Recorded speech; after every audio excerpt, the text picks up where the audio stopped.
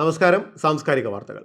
Jeddah Indian ഇസ്ലാഹി centre ഉസ്രത്തുൻ ഹസന എന്ന പേരിൽ മെയ് 3-4 തീയതികളിൽ നടത്താൻ തീരുമാനിച്ച international family expo exhibition launching സംഘടിപ്പിച്ചു.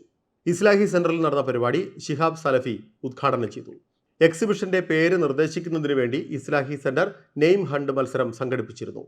സൗദിക്കകത്തും മറ്റ് ഗൾഫ് രാജ്യങ്ങളിൽ നിന്നും കേരളത്തിൽ നിന്നുമായി 100-ലധികം പ്രതികരണങ്ങൾ ലഭിച്ചു. ഉസ്രത്തുൻ ഹസന എന്ന എക്സിബിഷന് പേര് നിർദ്ദേശിച്ച കോഴിക്കോട് സ്വദേശിനി ഹാനിയയ്ക്ക് പ്രത്യേക സമ്മാനം പിന്നീട് നൽകുമെന്ന് ഭാരവാഹികൾ അറിയിച്ചു.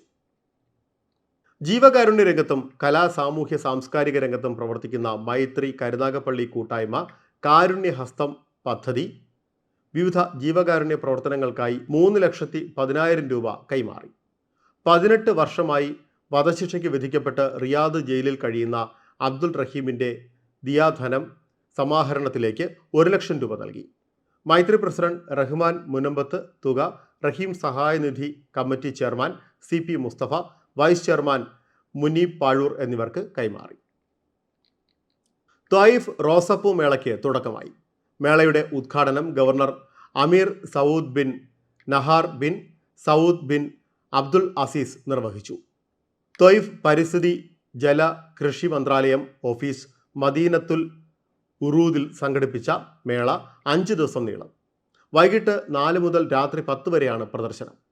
ഗവർണറേറ്റിൽ നിന്നുള്ള 60-ലധികം കർഷകരും ഉൽപാദകരായ കുടുംബാംഗങ്ങളും തങ്ങളുടെ കാർഷിക ഉൽപ്പന്നങ്ങൾ പ്രദർശിപ്പിക്കുന്നതിനും പരിചയപ്പെടുത്തുന്നതിനുമായി മേളയിൽ പങ്കെടുക്കുന്നുവെന്ന് പരിസ്ഥിതി ജല കൃഷി മന്ത്രാലയം office director engineer Hani bin Abdul Rahman Albadi പറഞ്ഞു.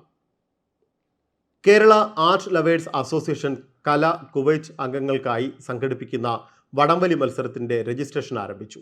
മെയ് 10 സെൻട്രൽ സ്കൂൾ അബ്ബാസിയിലാണ് മത്സരം.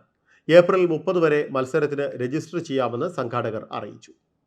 സാംസ്കാരിക വാർത്തകളിൽ ഉൾപ്പെടുത്താനായി ഇനി പറയുന്ന ഇമെയിൽ വിലാസത്തിൽ വാർത്തകൾ അയയ്ക്കുക: news@pravasibharati.com അല്ലെങ്കിൽ pravasibharati.radio@gmail.com. സാംസ്കാരിക വാർത്തകൾ എല്ലാ ദിവസവും UAE ഒമാൻ സമയം രാവിലെ 10:30, സൗദി, ഖത്തർ, ബഹ്റൈൻ, കുവൈറ്റ് സമയം രാവിലെ 9:30, ഇന്ത്യൻ സമയം ഉച്ചയ്ക്ക് 12 മണിക്ക്. നമസ്കാരം.